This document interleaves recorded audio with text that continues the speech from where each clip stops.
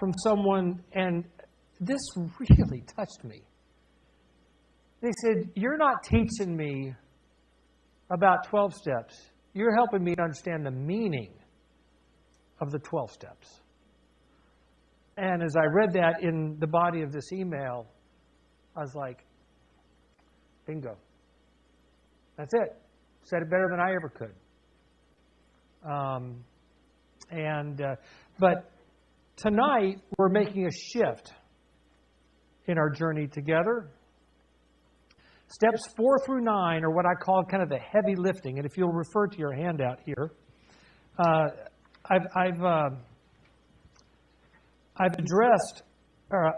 entitled this handout, Friendship with the Process. By the time we've gotten to step 10 in our journey, we are not the same as we were when we first started. It doesn't mean we're perfect. It doesn't mean that we're not having struggles. It doesn't mean that we're necessarily happy. But we've learned some things that we never understood before. We experienced some things that we had never experienced before. In fact, we did some things we've probably never done before. Steps 4 through 9 are what I call the heavy lifting.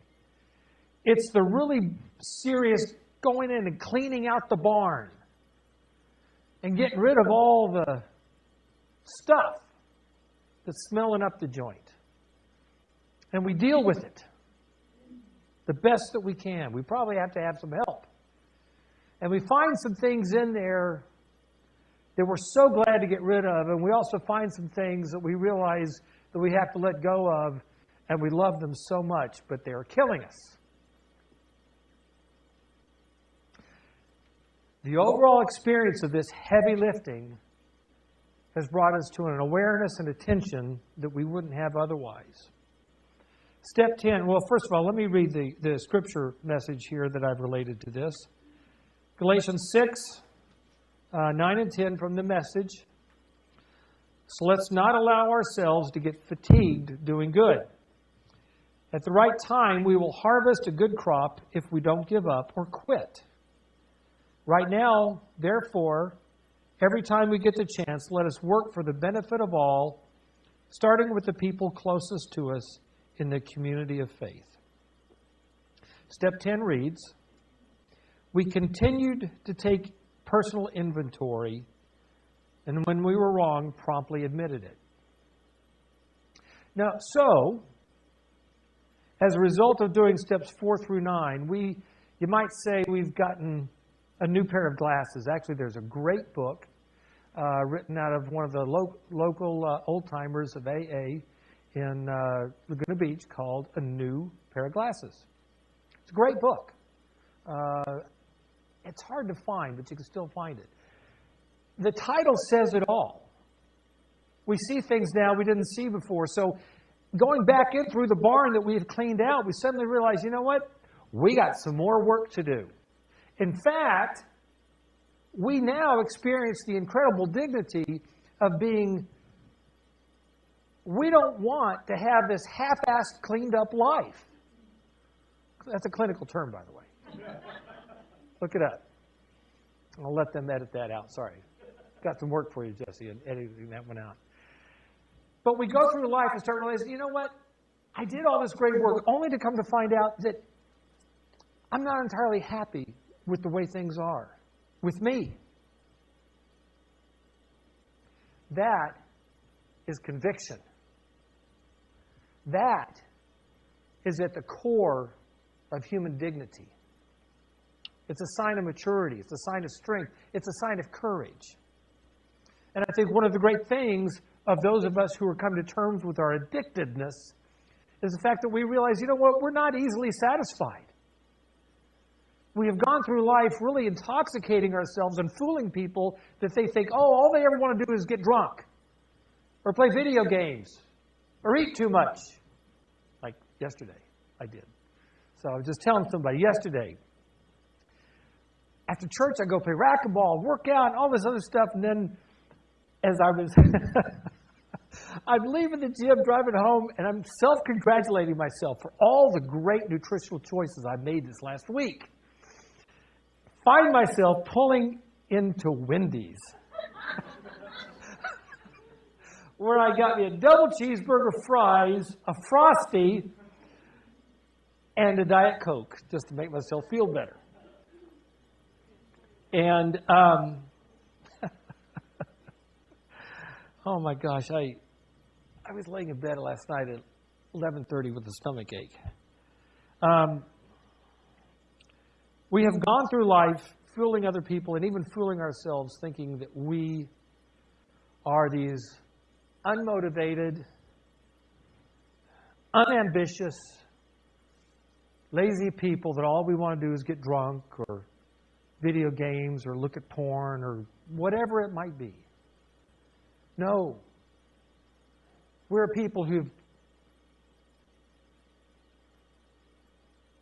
we are so difficult to satisfy and to be satisfied that we've given up.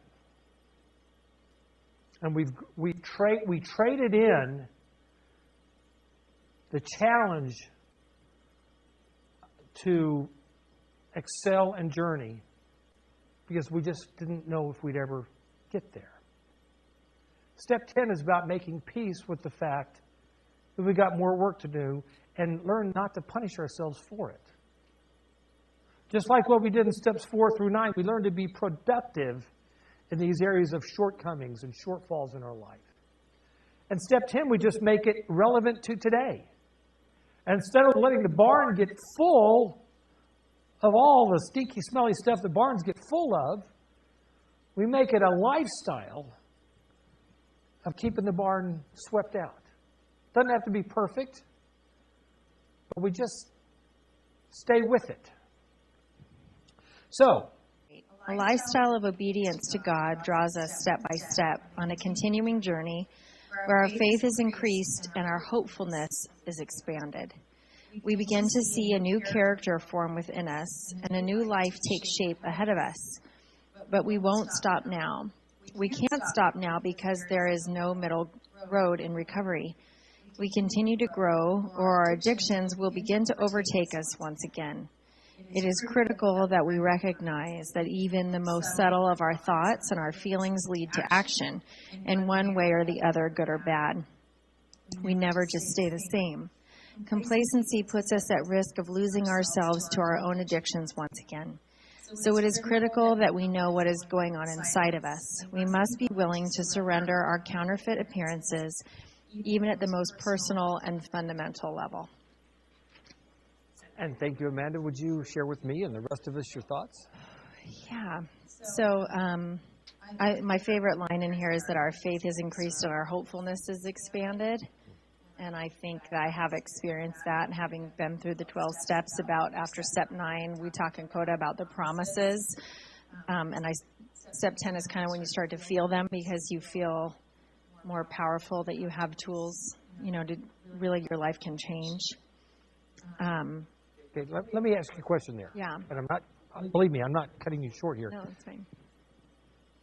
What did that feel like when you were first working your Coda and you got to this place where you began to, and if you're not familiar with it, the promises in the big book of AA, read it. It's powerful. But what was that like? Well, my favorite one in Coda is that we feel genuinely lovable, loving, and loved.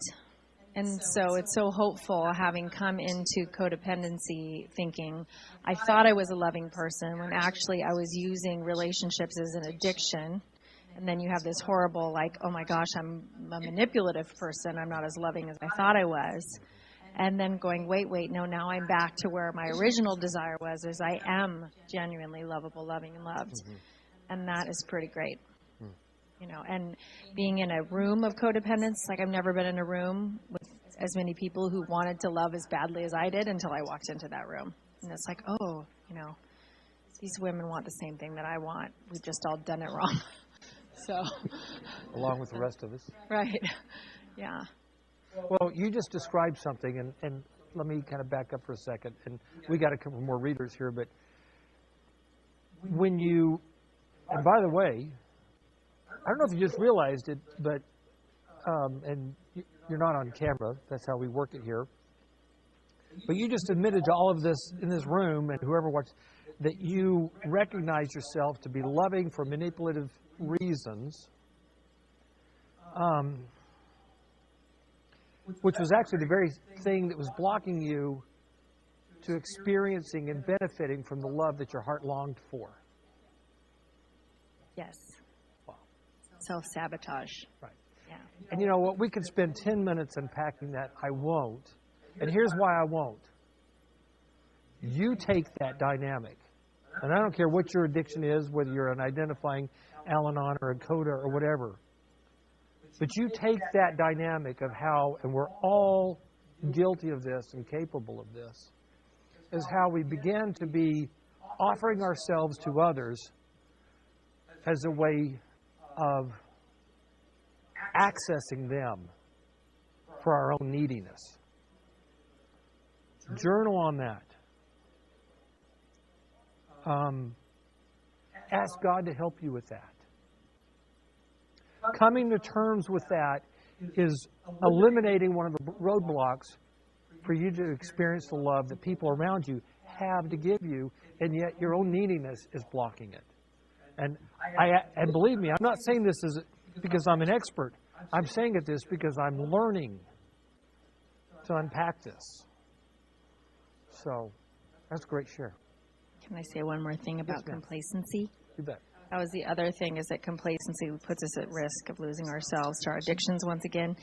And what I'm finding is I give up people-pleasing and another addiction wants to come in and take its place.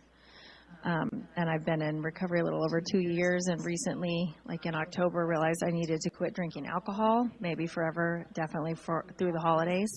And I'd just like to say a shout out to the alcoholics. It's so freaking hard to quit drinking. And I don't think I even have a chemical dependency to alcohol, but I definitely was managing anxiety by just having a glass of wine or one drink walking into the family and realizing that I could not work good CODA program if I was buzzed. So,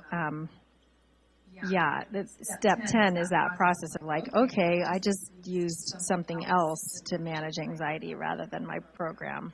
Wow. So, anyway. You touch on something that I'd like to just, as an observer. Want me to keep this or?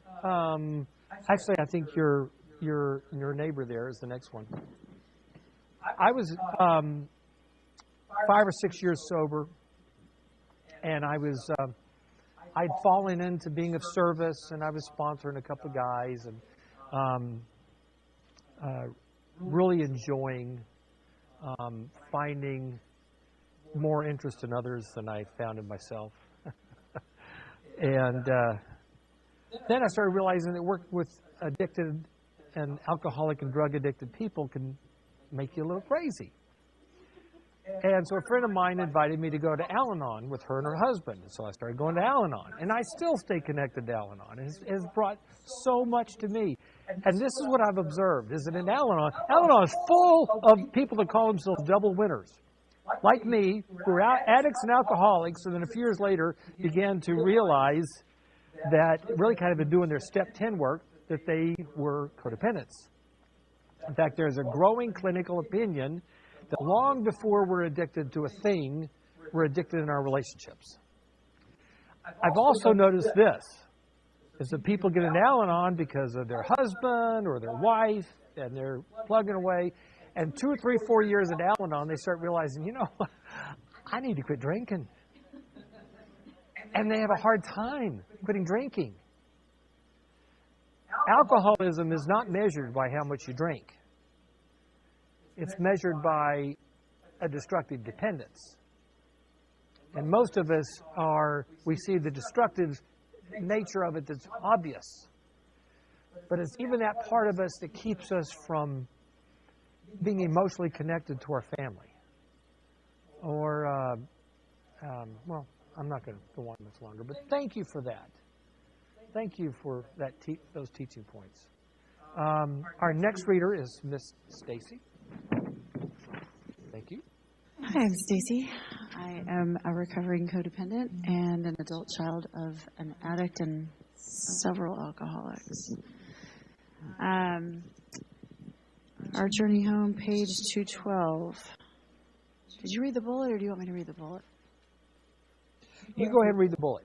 Okay. Step 10 speaks to increasing personal clarity and a personal commitment to bring our whole life and experience into community with others.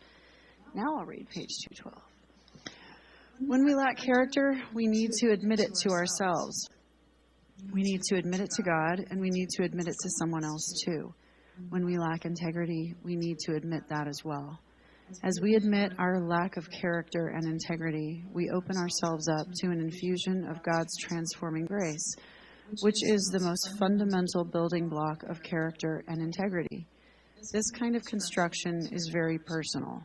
It is more intimate than anything we can ever do on our own, even with or without the help of other people. It is a gift from God and not something that we've earned on our own. The work we do is essential for our growth and recovery, and we certainly need help from others. But in the end, it is God who changes the condition of the human heart and mind. And it's also on the, flip the page. I snuck one in on you there. When we recognize and admit shortcomings and sin, as we persist in making healthy changes in our thinking and living, we will more consistently experience the joy God gives, not the least of which is seeing His goodness displayed to others through the honest telling of our experience.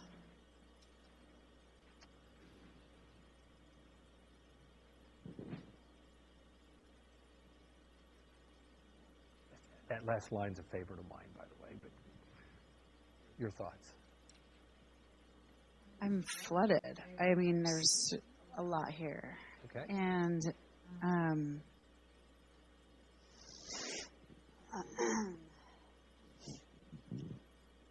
I remember when I admitted to myself and others that even though I didn't have a substance addiction, I behaved like an addict. Yeah, good for you. It was hard for me to admit that I needed to develop my character, or that I had character deficiencies. I remember working with my therapist who got me into Al-Anon first. But I remember him talking about this process we were going through of my inner deconstruction that had to happen before we could rewire me. Because I went in there begging to know what normal was. And Can I ask a question? yeah. I don't want to stop you, but were you able to say those words to your therapist? When? Did you know that you didn't know normal? Oh yeah, that was what I said. Okay, I cried to him, help me learn normal. And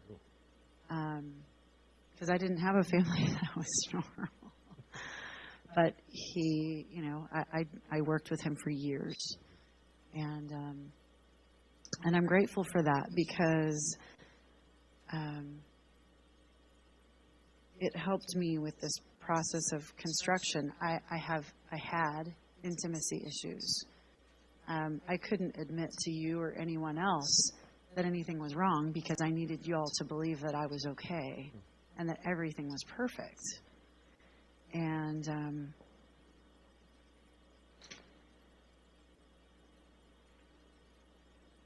being able to share with people honestly about that, I feel like it helps people come to terms with what they struggle with.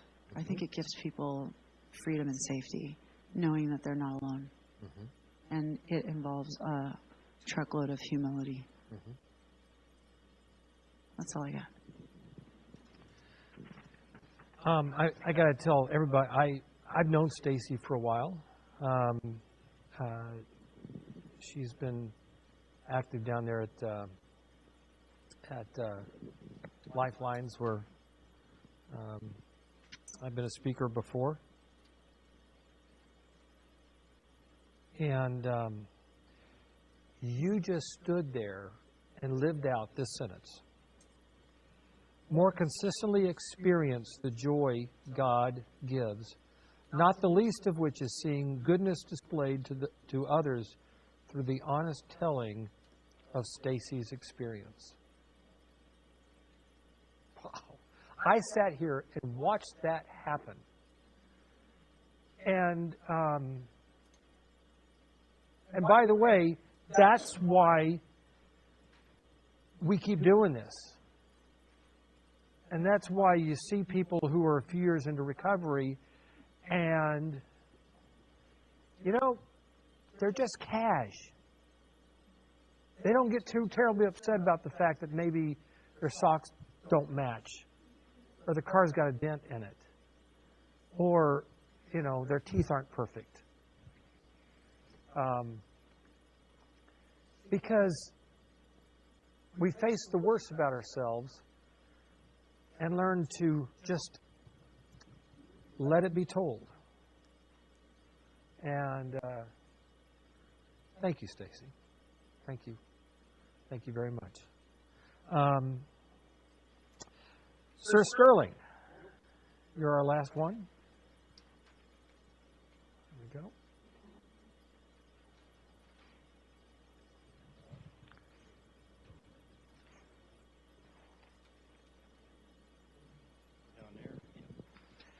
Yeah, I'm Sterling. Struggle with sexual integrity. Me too. Thank you, Sterling. Let's see. Our journey home, page 222. Questions like these, and I'm assuming they're the ones below, help us to look beyond our addictions and gain a deeper view into our internal character. The more we are willing to let go and change, the more we will experience God's power changing us on the inside. As we are willing to let go of our subtle idolatries, our perceptions about them will change and our interest in them will disappear. We will discover that the discouragement and disillusionment that we feel from time to time are not really bad things. They can actually be good for us because they reveal how we have loved ourselves in our lives, or even our own devotion to Jesus, more than we have loved Jesus himself.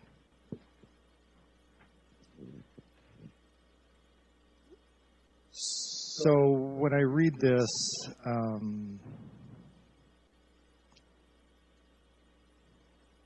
discovering that discouragement and disillusionment that we feel from time to time are not really bad things. And so I've been in recovery close to 4 years now. And, I remember going through 4 through 9 and, having a real positive attitude, and I get to 10. And like you, I discovered I have a Al-Anon coda problem. You and the rest of it. Yeah, in my step 4, I kind of glossed over the need to please and the absolute need to control and to manipulate. Didn't even see it, denied it. And here I am faced with it, and I'm telling myself, I do this. And so it's to me, these are qualities that I still try and work, every day. And some days are great, and some days are even better. But some days I'll catch myself. And so just going through, it isn't a fix it and it's done, like we've been talking here. It's just keeping at it and not being complacent and working it. And that's what I got. Thank you. Thank you.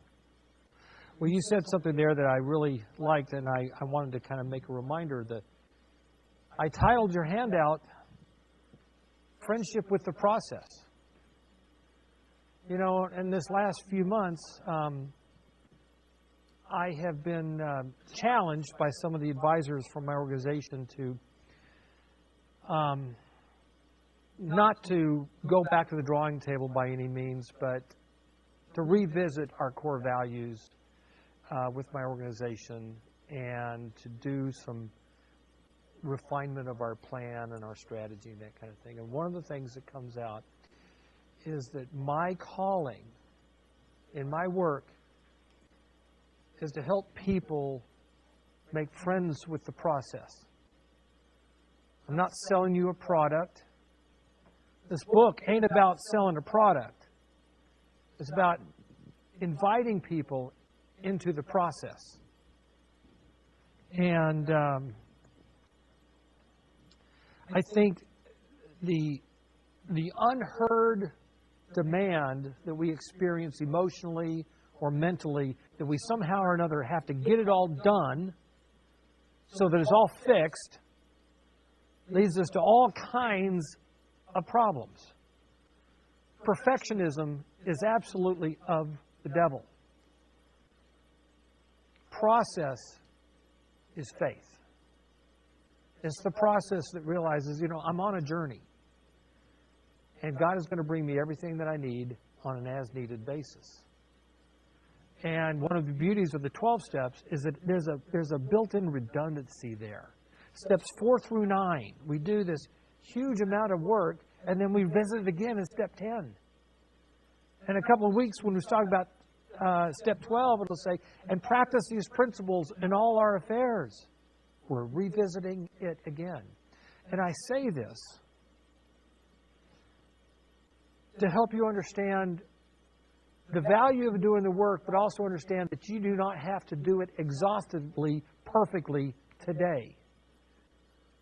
Do the best you can. Live in the moment. When you realize that you're living in your shortcomings and your sins, confess it. Make the changes necessary. Bring yourself vulnerably into connection with others. Because that's where the liberation is. And let's go to these questions here. They're at the bottom. And see, we've got just a couple more minutes. But as I read them, if you feel so inclined, I'd like you just to respond. And anybody in the room could do this. It probably won't pick up on the audio, but those of you who are watching this on videotape, you need to come here and get here live. I'm just telling you that right now. So put the beer down and take an Uber and come to Mariners Recovery Ministry. So, what do I feel when I think about my life? What do I value most? How do my values shape my identity, steering my actions? Do any of my possessions keep me from experiencing God's deeper fellowship? What personal qualities do I cling to, keeping God from changing me into His design? Do I rely on talent or charm to be acceptable to people and to God? Boy, I gave up on that one a long time ago. Do I use ministry or service to hide secret fears and or addictions? Guilty.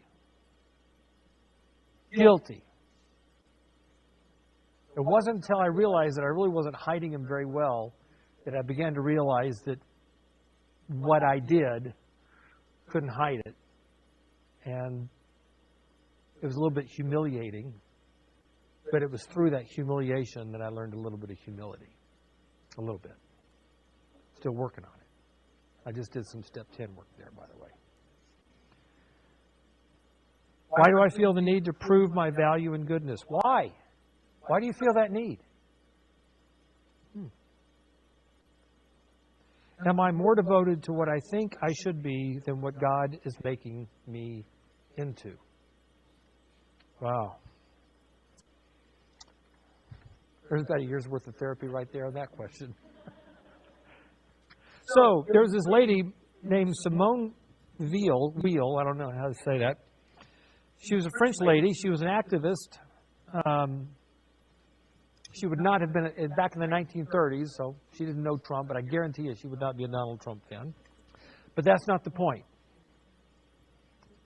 This quote, especially in light of what we've been doing here is the very fact that we have worked steps 4 through 9 to whatever level we've done it. And let me tell you, if you've never worked the steps with a sponsor, do it, please. And if you've never been going to meetings and just kind of slugging the bag through these steps, and if you've only done them by coming here and attending this and maybe doing a little noting and a little thought, thinking about it, a little noodling in your own mind, then good for you. That's great. I guarantee you, even to the slightest degree that you do this work, it will not leave you unchanged. You will be different. And there is a grace there. There's an old saying, the grace meets you wherever you are, but it won't leave you there. Well, here's what Simone says. Grace fills empty spaces, but it can only enter where there is a void to receive it. And it is grace itself which makes this void. I am so grateful to be an alcoholic, including the days of my 20s where I would come over and fall asleep and wet my bed night after night after night. And I'd get up in the morning, I kept a can of Lysol, and I would spray it on the mattress. There was no linens on the mattress, just a mattress. And then I'd flip it over. I lived like that for like 9 months.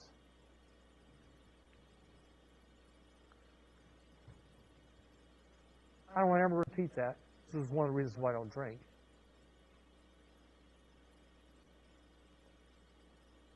But when I see a man or a woman homeless, disheveled, dirty, asking for money, I'm happy to give them $5 because I know they need their vodka.